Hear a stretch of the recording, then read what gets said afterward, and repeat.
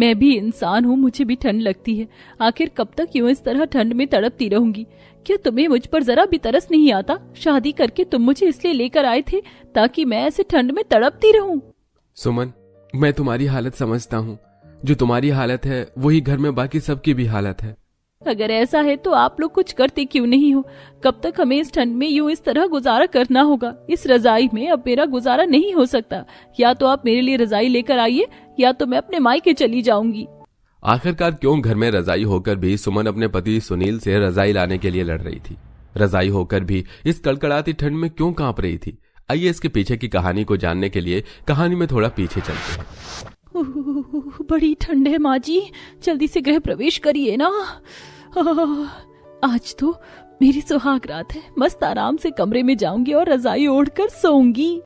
पूरा परिवार मिलकर अपने घर की नई और छोटी बहू का गृह प्रवेश करते हैं। सुमन जैसे ही अपने गरीब ससुराल में आती है तो देखती है कि उसके ससुराल में सिर्फ 2 ही कमरे हैं, जिसमें से एक कमरा उसका और सुनील का होता है और एक कमरे में सुमन के ससुराल वालों का होता है। ये क्या, हमारे कमरे में तो बस ये एक 4 पाई है और 2 तकिए। रजाई कहाँ है हमारी? मेरी तो ठंड से कपकपी छूट रही है। सुमन वो क्या? सुनील जल्दी बोलो, मुझे बहुत ठंड लग रही है। मेरे लिए रजाई लेकर आओ। सुमन, हमारे घर में बस एक ही रजाई है जिसे घर के बाकी सदस्य उस कमरे में ओढ़कर सोते हैं। तुम्हारे आने से पहले मैं भी उस एक रजाई में सबके साथ गुजारा करता था। क्या कहा तुमने? सुनील, तुम्हारे घर में गिनकर पूरे 15 लोग हैं, ओढ़ने के लिए एक रजाई, वो भी इतनी कड़कड़ाती ठंड में। जानता हूँ सुमन, तुम्हें काफी हैरानी हो रही है, लेकिन तुम तो घर के हालातों से वाकिफ हो कि किस तरह इस ठंड में हम अपना गुजारा चला रहे हैं। यह तो तुम्हें पता ही है। अब जब तक ठंड नहीं खत्म हो जाती तुम्हें भी हम सबके साथ उस एक ही रजाई में गुजारा करना होगा। इतना कहकर सुनील दूसरे कमरे में जाता है और सभी लोगों के साथ उस एक ही रजाई को ओढ़कर सो जाता है। इतनी ठंड में मैं इस तरह यहाँ नहीं सो पाऊंगी। मुझे भी उन लोगों के साथ उस एक ही रजाई में सोना होगा। सुमन ठंड से ठिठुरती हुई दूसरे कमरे में जाती है और अपने पति के बगल में जाकर सो जाती है। ठंड से बचने के लिए सुमन बार बार रजाई अपनी तरफ खींच रही होती है, लेकिन सुमन को बस नाम की रजाई मिलती है। ए भगवान, ये किस घर में शादी हो गई मेरी? मैं भी गरीब परिवार से हूँ, लेकिन कम से कम मेरे पास मेरी खुद की रजाई तो थी। यहाँ तो पूरे 15 लोग सिर्फ एक रजाई में गुजारा कर रहे हैं। अरे थोड़ी सी मुझे भी दे दो रजाई। सुमन जब जब रजाई अपनी तरफ खींचती तब तब कभी सुमन की दादी सास रजाई अपनी तरफ लेती तो कभी नंद देवर पूरी रात सुमन की रजाई इधर उधर करने में ही गुजर जाती है।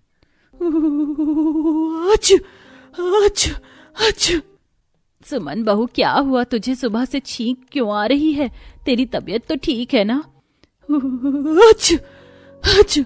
माँ जी, ये सर्दी मुझे रात भर ठंड में ठिठुरने की वजह से हुई है। बहू, फिर तूने रात को रजाई क्यों नहीं ओढ़ी? जानती है ना बाहर कितनी ठंड है। माँ जी, रजाई मिलेगी तभी तो ओढ़ पाऊंगी। कभी पैर खुलते हुए थे तो कभी हाथ। सारी रात ठंड से कपकपानी में ही गुजर गई। ये तो इतने सारे लोग हैं, फिर भी आप सब एक रजाई में गुजारा क्यों कर रहे हैं? क्या आप एक रजाई नहीं ला सकते? तेरे साथ साथ हम लोग भी इस एक रजाई में गुजारे में काफी परेशान हैं। ठंड का मौसम होने की वजह से सभी रजाई वालों ने रजाई बनाने के दाम दुगने कर दिए हैं। अब जिस घर में ही 4 आने आते हैं तो वो 50 पैसे की खाने की उम्मीद कैसे कर सकते हैं? तू खुद ही सोच। अपनी सास की बात को सुनकर सुमन के पास कोई जवाब नहीं होता और वो ठंड से ठिठुरती हुई घर के कामों में लग जाती है। कितनी सर्दी है, रात में बिना रजाई की ठिठुरते रहो और दिन में ठंडे पानी में बर्तन धोते हुए। जल्दी से बर्तन धो लेती हूँ। वैसे भी घर के सभी आदमी लोग बाहर जा रहे हैं और बाकी लोग भी घर के कामों में लगे हुए हैं। जल्दी से बर्तन धोकर थोड़ी देर रजाई में बैठ जाऊंगी। ठंड में पानी में बर्तन धोकर कांपते हुए सुमन जल्दी से घर में जाती है और रजाई ओढ़कर बैठ जाती है। तभी सुमन की जेठानी के 3 बच्चे भागते हुए आते हैं और सुमन से रजाई लेकर खुद रजाई ओढ़कर बैठ जाते हैं। अरे बच्चों, ये क्या? तुम तीनों ने तो मुझसे पूरी रजाई ले ली। चाची, हम अभी स्कूल से आए हैं, हमें बहुत ठंड लग रही है। तुम तीनों तो स्कूल से आए हो, लेकिन मैं ठंडे पानी में काम करके आई हूँ। जरा सी रजाई मुझे भी दे दो। सुमन, तुम तो बच्चों के साथ बिल्कुल बच्चों की तरह रजाई के लिए लड़ रही हो। मैंने कपड़े धो दिए, जाकर उसे सुखाने रख दो और हाँ, फिर आकर हम सबके लिए चाय भी बना देना। बेचारी सुमन ठंड से ठिठुरती हुई जाकर फिर से ठंडे पानी में काम करने लगती है। न सुमन को दिन में रजाई का सहारा था और न ही रात में। अरे कोई मुझे तो थोड़ी रजाई दो, हाथ पैर मेरे ठंड से कांप रहे हैं। सुमन बहू, तू तो अभी जवान है, लेकिन अपने दादा ससुर और दादी सास को तो देख कितनी उम्र हो गई है हमारी, हमें ठीक से रजाई ओढ़ लेने दे। अरे हम सब भी तो ठंड से कांप रहे हैं और मैं तो थोड़ी देर पहले ही बाहर से आई हूँ, थोड़ी सी मुझे भी दो ना रजाई। सभी लोगों को यूं रजाई के लिए बहस करता देख बेचारी सुमन परेशान होने लगती है और आज भी सुमन को ओढ़ने के लिए जरा सी भी रजाई नहीं मिलती और ऐसे ही कुछ दिन गुजर जाते हैं। चलो अच्छा हुआ ये सभी लोग बाहर चले गए, घर में कोई भी नहीं है और मेरी जेठानी के शैतान बच्चे भी अभी स्कूल गए हुए हैं। आराम से रजाई ओढ़कर थोड़ी झपकी ले लेती हूँ। घर में किसी के न होने का फायदा उठाकर सुमन रजाई ओढ़कर सोने ही जा रही होती है कि तभी सुमन के ससुर श्यामलाल आ जाते हैं। अरे बहू, जल्दी से खाना लगा दे, बड़ी जोरों की भूख लग रही है, और रजाई दे, बाहर तो कड़कड़ाती वाली सर्दी हो रही है। पिताजी, आप तो किसी काम से बाहर गए थे ना, तो इतनी जल्दी कैसे आ गए? अरे ठंडी इतनी हो रही है कि आधे रास्ते से वापस आना पड़ा। ओह, अब जल्दी से रजाई दे, मुझसे तो बिना रजाई के बोला भी नहीं जा रहा ठंड के मारे। रात में क्या ये लोग मुझसे कम रजाई छीनते हैं जो दिन में भी रजाई ओढ़ने नहीं दे रहे? मैं तो परेशान हो चुकी हूँ। घर में रखी इकलौती रजाई भी 15 लोगों के लिए काफी नहीं थी और बेचारी सुमन को तो रजाई का टुकड़ा भी ओढ़ने को नहीं मिलता था। जैसे जैसे दिन गुजरते हैं वैसे वैसे अब सर्दी भी बढ़ने लगती है। बिना रजाई ओढ़कर सोने की वजह से सुमन की तबीयत खराब होने लगती है, इसलिए ठंड से परेशान होकर सुमन घर में रखे हुए कुछ पुराने बोरों को ही ओढ़कर सोने लगती है, जिसे देख सुनील, अरे सुमन, तुमने बोरा क्यों ओढ़ रखा है? रजाई क्यों नहीं ओढ़ रही हो? हाँ, जैसे तो इस घर में 15 लोगों के लिए 15 रजाई है ना, जिसे मैं आराम से ओढ़कर सो सकती हूँ। कब से कह रही हूँ कि एक ही सही, लेकिन रजाई तो ले आओ। अरे सुमन, कितनी बार कहूं, अगर पैसे होते तो मैं क्या रजाई नहीं लेकर आता? अपने 15 लोगों के परिवार को यूं ठंड में ठिठुरता देखकर मुझे खुशी मिलती है क्या? अगर इस घर में एक और रजाई नहीं आई ना, तो मैं सच में अपने मायके चली जाऊंगी। मैं इस ठंड को और बर्दाश्त नहीं कर सकती। रजाई लाने के लिए सुमन अपने पति सुनील से लड़ाई कर लेती है, लेकिन सुमन भी जानती थी कि इस लड़ाई का कोई फायदा नहीं था। बस बहुत हो गया, मैं भी देखती हूँ कि आज ये सब लोग मुझे रजाई नहीं ओढ़ने देते। सुमन रात को सोने के बाद अपनी तरफ रजाई खींचने लगती है। वहीं सुमन की नंद भी कोने पर सो रही होती है और रजाई न मिलने की वजह से वो भी रजाई अपनी तरफ खींचने लगती है, जिसके चलते कभी किसी के पैर पर से रजाई हट रही थी तो कभी किसी के मुंह पर से। पूरी रजाई हटने की वजह से वो रजाई काफी ज्यादा कमजोर हो चुकी थी, जिसके चलते लगातार खींचतानी की वजह से रजाई के 4 टुकड़े हो जाते हैं। हे भगवान, ये क्या हो गया? एक ही तो रजाई थी, वो भी फट गई, अब हमारा क्या होगा? रजाई के फट जाने की वजह से अब सारे घर वाले रात भर ठंड से ठिठुरते हुए गुजारते हैं। नई रजाई ना सही, लेकिन हम पुरानी रजाई तो ले ही सकते हैं ना। पुरानी रजाई के लिए भी हमारे पास पैसे नहीं है, लेकिन तू कह रही है तो एक बार बाहर चलकर पता करते हैं। दोनों सास बहू जैसी पुरानी रजाई का पता करने के लिए घर से बाहर जाते हैं तो ठंड के मौसम में चल रही ठंडी ठंडी हवाएं उनके शरीर को चीरने लगती हैं। बाप रे बाप, यहाँ तो कितनी ज्यादा ठंड है। ऐसा लग रहा है कि 5 मिनट में हमारी कुल्फी जम जाएगी। ठंड से ठिठुरती हुई दोनों सास बहू रजाई की दुकान पर पहुंचती हैं। पुरानी रजाई के दाम भी 2 से 3 हजार से कम नहीं थे, जिसके चलते दोनों सास बहू उदास होकर घर लौट रही होती हैं कि तभी रुई ले लो, सिर्फ 20 रुपए किलो, रुई ले लो, गद्दे बनवाइए, रजाई बनवाइए, रुई ले लीजिए, 20 रुपए किलो, 20 रुपए किलो। ये क्या माँ जी, सिर्फ 20 रुपए किलो रुई? हमारे पास ये जो 200-300 रुपए है, इससे हम ये रुई क्यों नहीं ले लेते? और घर में जो पुरानी रजाई की बची हुई रुई है, उसे मिलाकर हम 2 नई रजाई बना सकते हैं। हाँ बहू तो सही कह रही है, चल जल्दी से रुई ले लेते हैं। दोनों सास बहू मिलकर रुई वाले से 5 से 6 किलो रुई ले लेती हैं और घर जाकर पुरानी फटी रजाई से रुई निकालकर 2 अलग अलग रजाई बनाती हैं, जिसे ओढ़ने पर उन्हें काफी गर्माहट महसूस होती है। ये रजाई तो पुरानी रजाई से भी ज्यादा गर्म है। अब कोई भी रात भर रजाई के लिए नहीं लड़ेगा, सबके पास रजाई होगी। हाँ माँ जी, और किसी को ठंड भी नहीं लगेगी। ये देखिए अभी भी कितनी रुई बची है, इससे हम 2 रजाई और बना सकते हैं। 15 लोगों के हिसाब से दोनों सास बहू मिलाकर टोटल 4 रजाई बनाती हैं, जिससे अब 4-5 सदस्य मिलकर ओढ़ते हैं और अब ना ही किसी में रजाई के लिए लड़ाई होती है और ना ही कोई ठंड से कांपता है और आखिरकार सुमन भी रजाई में सो पाती है। हे भगवान, लग रहा है जैसे रेगिस्तान में आंधी तूफान आने वाला है। अनामिका, जाओ जल्दी से अपनी भाभियों से कह दो कि सारे काम छोड़कर घर के अंदर चली जाएं। ठीक है माँ, मैं जाती हूँ। अनामिका रेगिस्तान के बीचों बीच अपने घर के बाहर रस्सी पर सुखाए हुए कपड़ों को उतार कर घर के अंदर ले आती है। वहीं घर के पीछे उसकी 5 भाभियां पानी की तलाश के लिए खुदाई कर रही होती हैं। भाभी, आप सभी घर के अंदर चलो, यहाँ बहुत बड़ा तूफान आने वाला है। तूफान? हे भगवान, चलो सब यहाँ से। 5 बहू रेगिस्तान की मिट्टी के बने घर के अंदर आ जाती है। तभी बहुत जोर से आंधी तूफान चलता है और घर की छप्पर हिलने लगती है। हे भगवान, ये सब क्या हो रहा है? इस तरह हम अपना जीवन कैसे बिता सकते हैं? रेगिस्तान के इस घर में रहकर हम बहुत बड़ी मुसीबत में पड़ गए हैं। काश कि हमने घर ना बेचा होता। पता नहीं इन परेशानियों में हम लोग कैसे फंस गए हैं। ऐसी जिंदगी की हमने कल्पना भी नहीं की थी। अब जो भी है, यही हमारी जिंदगी और यही हमारा परिवार है और इन्हें संभालना हमारी जिम्मेदारी है। तूफान से मिट्टी का घर और छप्पर जोर जोर से हिलने लगता है। तभी रचना जोर से चिल्लाती है, बचाओ बचाओ, यहाँ तो सांप आ गया। रेगिस्तान के जहरीले सांप को देखकर घर के सभी लोग डर जाते हैं। बहुत हिम्मत के बाद कैलाश सांप को भगाता है, जिसके बाद सबकी जान में जान आती है।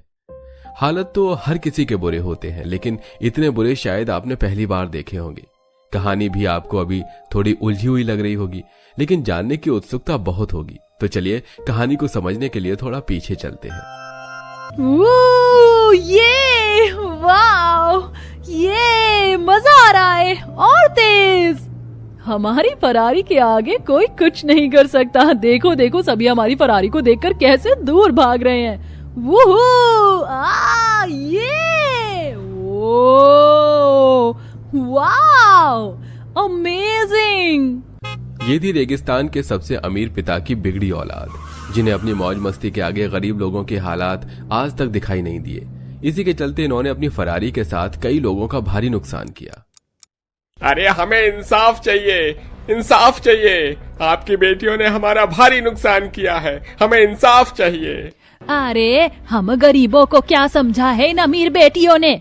इस शोर की आवाज महावीर को अपने घर के अंदर सुनाई देती है। महावीर घर के बाहर आता है और सभी लोगों से कहता है, आप सभी यहाँ क्या कर रहे हो? क्या करे मालिक, आपकी बेटियों के चलते हमें यहाँ आना पड़ा। अरे इतना नुकसान कर दिया आपकी बेटियों ने कि कोई हद ही नहीं है। हे भगवान, शायद फिर से इन 5 ने कुछ तो बड़ा कांड किया है। महावीर परेशान भरी आवाज में गांव वालों से कहता है, इस भीड़ से ही समझ आ रहा है कि इस बार मेरी बेटियों ने कुछ बहुत बड़ा किया है। मैंने उन्हें बहुत बार समझाने की कोशिश की, लेकिन नाकामयाब रहा।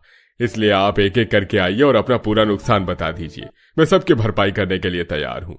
अरे भाई साहब, कब तक भरपाई करते रहोगे? आपकी बेटी कभी नहीं सुधरने वाली।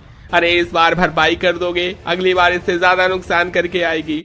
अरे उम्र हो गई है बेटियों की, अब तो शादी करके इन्हें ससुराल भेज दिया जाए, वही सही होगा। ये सुनकर सभी एक साथ कहते हैं, हाँ हाँ यही सही है, हाँ हाँ यही सही है। महावीर के पास अब कहने के लिए कुछ नहीं था। वो पहले तो सबकी भरपाई करता है और उसके बाद शादी वाली बात पर विचार करता है। हर बार मैं अपनी बेटियों को सजा देता हूँ, इस बार मुझे इन 5 को सबक सिखाना है।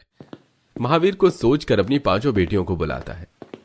वैसे तो हर बार मैंने तुम्हारी गलतियों को माफ किया है, लेकिन इस बार गलती माफी के लायक नहीं है। इसलिए मैंने एक फैसला किया है कि अब मैं तुम 5 की शादी करवाऊंगा। पिताजी, ऐसा मत कीजिए, हमें अभी शादी नहीं करनी। यही मेरा आखिरी फैसला है। जो भी शादी के फैसले से पीछे हटेगा उसे मैं अपनी संपत्ति से बेदखल कर दूंगा और उसे कुछ भी नहीं मिलेगा। इस तरह महावीर 5 लड़के ढूंढता है और उनसे अपनी बेटी का रिश्ता करके अपनी 5 बेटियों की शादी जल्द से जल्द कर देता है। विदाई होकर अपने मायके से अब 5 बहनें ससुराल में कदम रखती हैं। ये कैसा घटिया मजाक है? हम इतने गरीब ससुराल में रहेंगे? क्या यही हमारा ससुराल है? पिताजी से मुझे ये उम्मीद तो नहीं थी। सजा की जगह सीधा मौत दे दी उन्होंने हम 5 को। अब गरीब ससुराल में आने के बाद 5 बहन कोई काम नहीं करती, लेकिन गरीब ससुराल वाले बहुत मेहनती थे। 5 बेटे अपना खुद का काम करके घर चलाया करते थे। कोई टूरिस्ट को ऊंट की सवारी करवाता, कोई ऊंट का दूध निकालकर दही और मलाई बनाकर बेचता, तो कोई कुएं से पानी भरकर लोगों के घर में पानी सप्लाई का काम करता, जिससे वो रोजमर्रा का खर्चा निकाल पाते। बहू, तुम पांचों ने कुछ खाया नहीं है। मैंने दाल चावल बनाए हैं, परोस कर ला दूं? इस घर के दाल चावल भी ऐसे नहीं बनते होंगे जैसे हमारे घर के नौकरों के घर में बनते हैं। हमें नहीं खाना तुम्हारा ये खाना। तभी बीमार कैलाश पानी मांगता है। अरे पानी, पानी, कोई मुझे पानी पिला दो। जाओ अनामिका, पिताजी को पानी दो। ठीक है माँ, पानी तो खत्म हो गया है, पानी लेकर आना होगा। अनामिका ऐसे कहकर मटका लेकर पानी भरने के लिए निकल पड़ती है। पांचों बहुओं के पास पानी होने पर भी वो अपने ससुर को नहीं देती। अगर हमने पानी दे दिया तो हमें पानी कहाँ से मिलेगा? मरने दो बुढ़े को प्यास से, क्या ही फर्क पड़ता है। 5 बहनें बहुत घमंडी और सेल्फिश थीं, लेकिन तभी उनके पास एक बिच्छू आया और वो पांचों डर गईं। वो चिल्लाने लगी। इतने में शोभा ने बिच्छू को उठाकर फेंक दिया, लेकिन बिच्छू ने उसके हाथ पर काट लिया। आई, हे माँ। यह देखकर पांचों बहनों को अफसोस होने लगा। हमने तो इनकी सहायता नहीं की, लेकिन इनकी इंसानियत देखो। अपनी जान की परवाह किए बिना इन्होंने हमारी जान बिच्छू से बचा ली। रचना की यह बात सुनकर गुंजन के पास जो पानी होता है वो अपने ससुर को पिला देती है। परेशान मत हो ना, मेरे पास बिच्छू के काटने की दवाई है, उसे लगा लूंगी तो ठीक हो जाएगा। ऐसा कहकर शोभा दवाई लगा देती है। इस घटना के बाद पांचों बहनों का ध्यान उनके ससुराल वालों के ऊपर पड़ता है। वो देखती है कि गरीब होने के बाद भी ससुराल वाले उनका अच्छे से ख्याल रखते हैं और खुद भूखे सोते हैं। हम लोगों ने इन्हें क्या कुछ नहीं कहा, लेकिन देखा जाए तो ये बेचारे कितनी मेहनत करते हैं। गरीबी में जीना कोई आसान बात तो नहीं होती। हाँ दीदी, आपने बिल्कुल सही कहा, हमें भी इनकी मदद करवानी चाहिए। एक दिन घर में पानी नहीं होता। अनामिका भी किसी काम से बाहर होती है। शोभा कैलाश के देखरेख में लगी होती है। 5 बहू सिर पर मटके उठाकर पानी भरने के लिए निकल पड़ती हैं। जब वो पानी भरने जाती हैं तो उन्हें पता चलता है कि बेचारी नंद को कितनी दूर तक का रास्ता तय करके जाना पड़ता था। अभी तो कुआं आया भी नहीं है और हम लोग थक गए। हमारे पति, हमारी सास और नंद सब सारे दिन मेहनत करते हैं। उनके पानी के लिए हम थोड़ी सी तो मेहनत कर ही सकते हैं। इस तरह पांचों को बहुत दूर चलने के बाद कुआं मिलता है। पानी लेकर वो वापस आ जाते हैं। अरे यकीन नहीं होता, अमीर पिता की बेटियां इतनी दूर का सफर तय करके पानी लेकर आई हैं। कभी कभी बुद्धि यकीन नहीं होता, अमीर पिता की बेटियां इतनी दूर का सफर तय करके पानी लेकर आई हैं। कभी कभी बुद्धि आती है, लेकिन देरी से। हमें माफ करना, हम सभी को अपनी गलतियों का एहसास है। इस तरह सभी के माफी मांगने पर ससुराल वाले उन्हें माफ कर देते हैं और अब वो सभी प्यार प्रेम से रहने लगते हैं। लेकिन सुना तो होगा ही कि मुश्किलें कभी आसानी से नहीं जाती। कुछ इसी तरह रेगिस्तान की सरकार द्वारा बाजार से छोटे मोटे दुकानदारों को हटा दिया जाता है और ऊंट की सवारी बंद कर दी जाती है, जिससे पांचों बेटे घर बैठ जाते हैं और घर पे पहले से ज्यादा तंगी शुरू हो जाती है। अब हम लोग क्या करें, कहाँ जाएं? घर में कुछ नहीं है और हम घर में ही पड़े। काम नहीं मिल रहा कहीं भी, ऐसे में सबका गुजारा कैसे होगा? परिवार बड़ा है। पांचों भाई बहुत परेशान और दुखी थे। किसी के सलाह के चलते कमाने के लिए वो शहर जाने का फैसला करते हैं, लेकिन उनके जाने के बाद घर की दुर्दशा और ज्यादा खराब हो जाती है। खाने के लिए एक फूटी कौड़ी नहीं, जिसके चलते सास ससुर घर बेच देते हैं। जो पैसे उन्हें मिलते हैं वो उन्हें कितने दिन ही खा पाते। एक समय पर आकर वो सभी पैसे भी खत्म हो जाते हैं। हमारे पास कुछ नहीं बचा, अब कहाँ जाएंगे हम? यहाँ तो जो घर था हमने बेच दिया, लेकिन हम रेगिस्तान की मिट्टी पर अपना घर बना सकते हैं।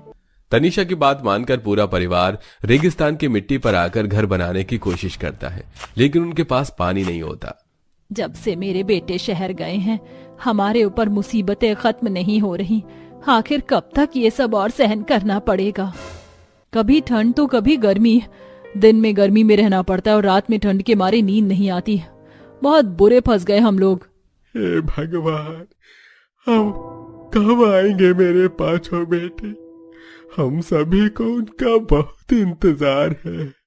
पांचों बहू अमीर खानदान में होने के बावजूद भी गरीबी बर्दाश्त करती हैं। उनकी असल जिंदगी की हकीकत से अब जाकर सामना होता है। आखिर में उनके पिता उनसे मिलने आते हैं। क्या तुम पांचों ठीक हो? अपने पिता को देखकर पांचों बेटियों की आंखों में आंसू आ जाते हैं। पिताजी, आपने सही कहा था कि अमीर होने के बाद हमें इतना घमंड नहीं करना चाहिए कि हम अपने आगे किसी को कुछ भी ना समझें। अब समझ आ गई है तो चलो, मैं तुम्हें लेने आया हूँ। नहीं पिताजी, अब तो यही हमारा परिवार है। हम यहाँ सबके साथ खुश हैं। महावीर ये सुनकर मुस्कुरा के वहां से चला जाता है। कुछ समय बाद 5 बेटे अपने माता पिता, बहन और पत्नियों को ढूंढते हुए उनके पास आ जाते हैं। अब उनके पास शहर से कमाया हुआ पैसा था, जिसके चलते वो अपनी दुकान और घर दोबारा खरीदते हैं। परिवार के साथ खुशी से रहने लगते हैं।